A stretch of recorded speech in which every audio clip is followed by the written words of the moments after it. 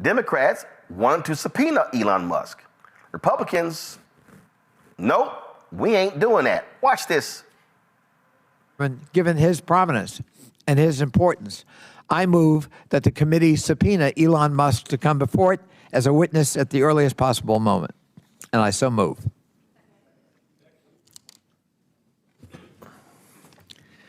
There's been a motion and second. The motion is not debatable. Mr. Chairman, why is it not debatable? Point of order. It is debatable. Mr. Chair, I strike the last word. Hold on. Mr. Chairman. We're going to table the motion. Okay. Mr. Chairman, why don't we want to debate Elon Musk coming in and talking to us about his work and how he's enriched himself for $64 billion? Mr. Chairman. Mr. Chairman. Chair recognizes Dr. Fox. Thank you, Mr. Chairman. I move to table the motion. There's a motion to table. Is there a second? Chairman, Second by point of Mr. order. Higgins. Point of order, Now, Mr. the motion is not debatable. As many Point of order, Mr. are in Chairman. favor of tabling. Point of order. State your point. Mr. Chairman, I think it's outrageous that this committee will not even entertain a motion. No, you state your. Chairman, that's not a point of order. Somebody You know, who's breaking I the law agree. Point and of order. dismantling our federal agencies. You're out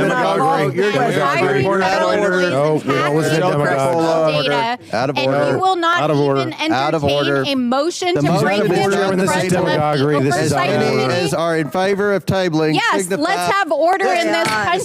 Stansbury, you're out of order. You know you're out of order. You know the rules of this committee.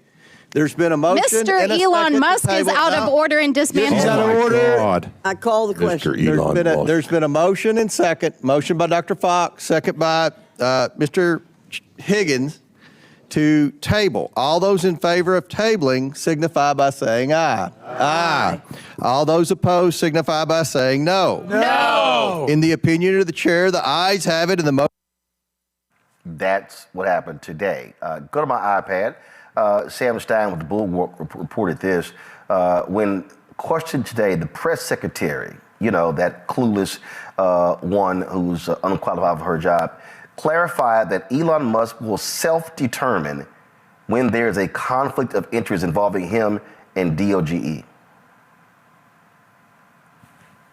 Okay, so the person that has gotten more than $15 billion in federal contracts will determine if there's a conflict of interest. We know how that's going to go. Joining me now is Ohio Congresswoman Shontel Brown. Glad to have you on the show. This goes to show you the insanity of Republicans. They yelled and screamed, oversight, overreach, oh my God, is Hunter Biden attending meetings, all of that. And here you have somebody who they cannot say has gotten additional security clearance, who they cannot say has outlined what they're doing, who is literally going from agency to agency, making cuts, freezing staff out of their emails, taking over payment system, and the Republicans are like, hear no evil, see no evil.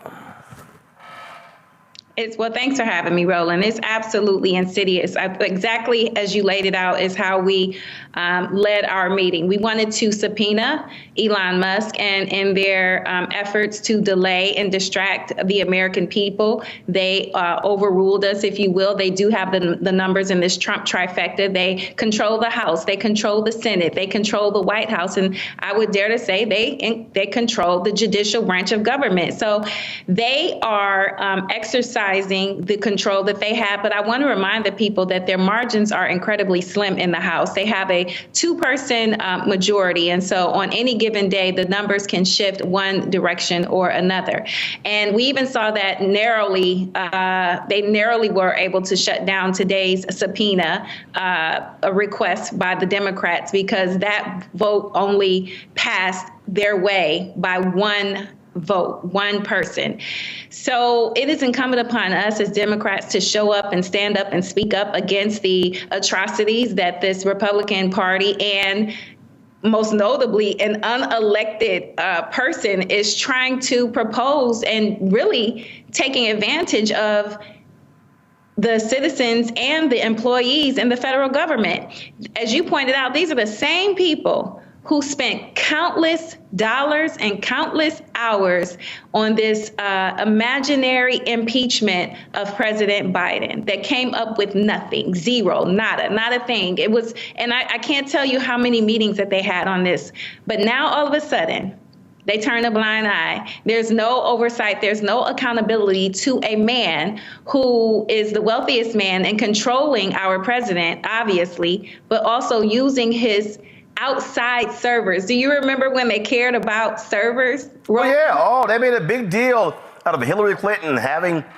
emails on the outside server, and Elon Musk and his team are coming into federal agencies installing servers that have not been checked, not been protected, and they're like, hey, no biggie. Emailed 2 million people with his outside server. So it is a national security risk. His sheer presence, I mean, he could never, he's not eligible to run for elected office, but he is certainly using the power of his purse to influence President Trump and his MAGA minions. Well, how about this here? So this is from Secretary Sean Duffy. Big news, talk to the Doge team. They're going to plug in to help upgrade our aviation system. I'm sorry, these group of 18 to 24-year-olds with Elon Musk, do they have any aviation experience? Do they have any of this? So Donald Trump has first of all, Elon Musk spent $300 million to do this.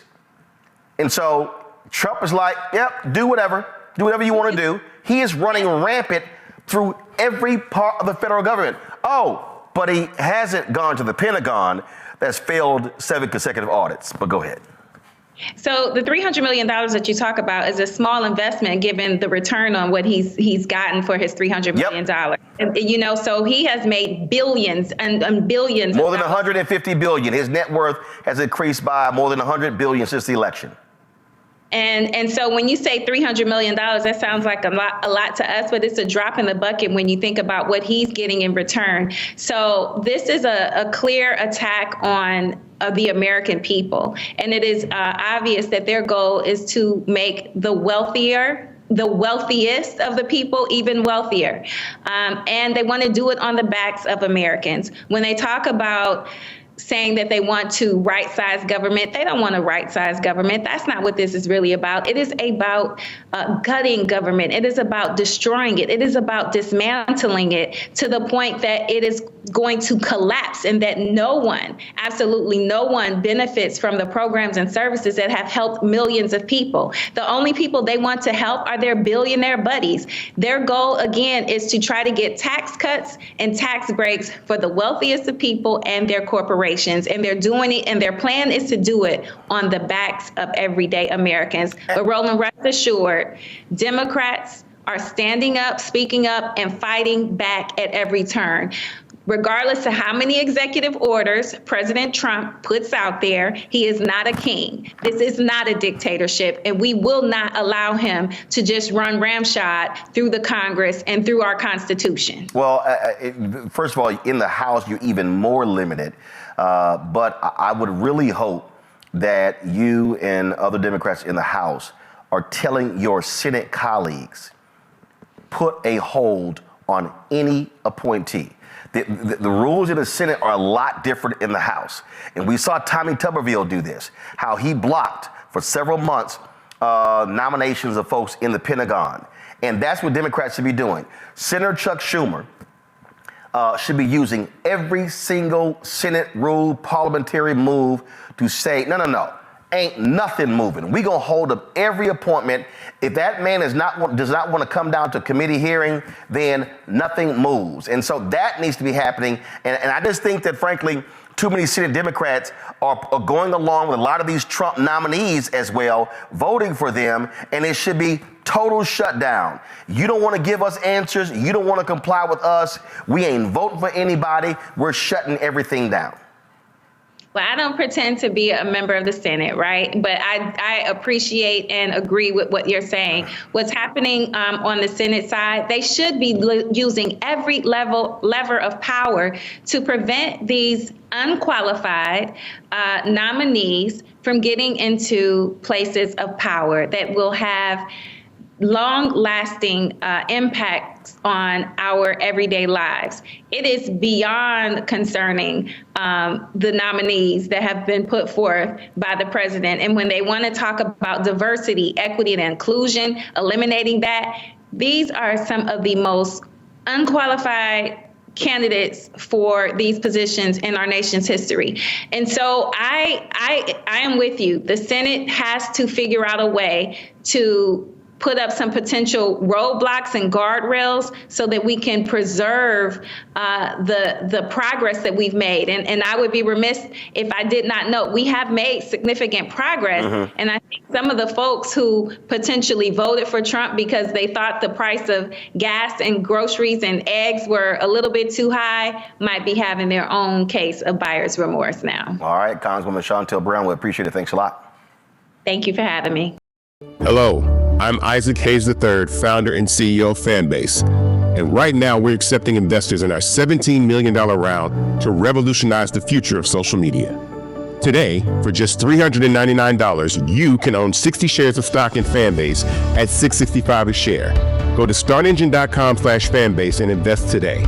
While the big platforms have grown too massive and disconnected from their users, Fanbase is building a platform where creators and users truly come first. We've already raised $4.8 million from everyday investors who believe in this vision, and now you can join them. This is your chance to invest in a social media tech company with over 1 million users that is disrupting media by allowing anyone to reach all of their following and monetize their content from day one. The market is changing, big platforms are failing to serve their users, and Fanbase is stepping up to fill the gap. Don't wait until it's too late. Invest now. Invest for yourself and your future. Go to startengine.com/fanbase and own the future of social media.